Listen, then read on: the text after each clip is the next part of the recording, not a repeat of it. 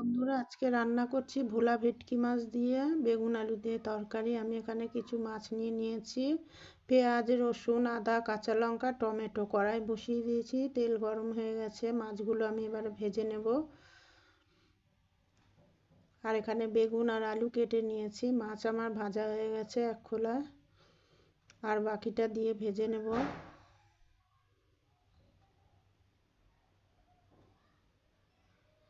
ভাজা হয়ে গেছে, এবারে আমি বেগুনগুলো ভেজে নেব। আগে বেগুন ভেজে নেব, তারপরে আলু দিয়ে রান্নাটা শুরু করব। বেগুনটা আলাদা ভেজে নিলেই ভালো হয়।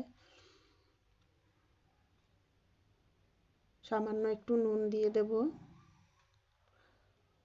আর আমি ওদিকে মিক্সিতে মশলাটা করে নিচ্ছি। কাঁচা লঙ্কা, আদা, রসুন, টমেটো একসাথে পেস্ট করে নিলাম। একটু পেঁয়াজও দিয়েছি।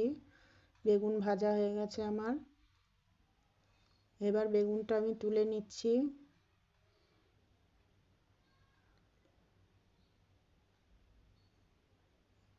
এবারে আমি কড়াইতে আর একটু তেল দিয়ে নেব, দিয়ে কালো জিরে ফোড়ন দিয়ে আলুগুলো দিয়ে দেব। এই তেলে আলুগুলো ভেজে নেব।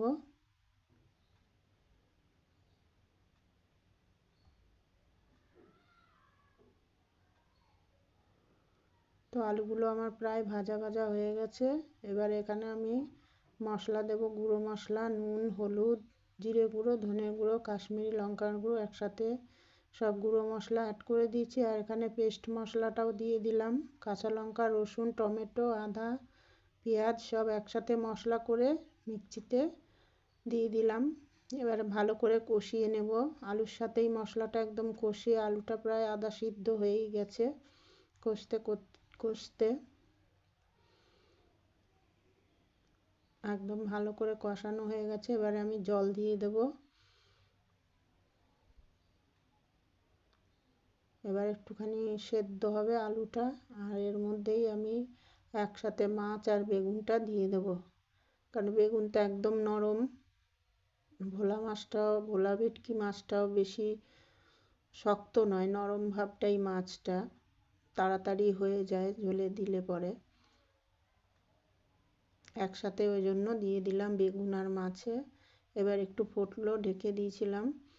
ফোটা হয়ে গেছে ঝোল আমার, দেখুন কত সুন্দর হয়েছে। এভাবে তো নিশ্চয়ই সবাই করে খান। তো আমার রান্নাটা কেমন হলো বলবেন। আমি একটু ধনেপাতা কুচি ছিটিয়ে দিলাম। এই রান্নায় ধনেপাতা দিলে খেতে বেশ ভালো লাগে।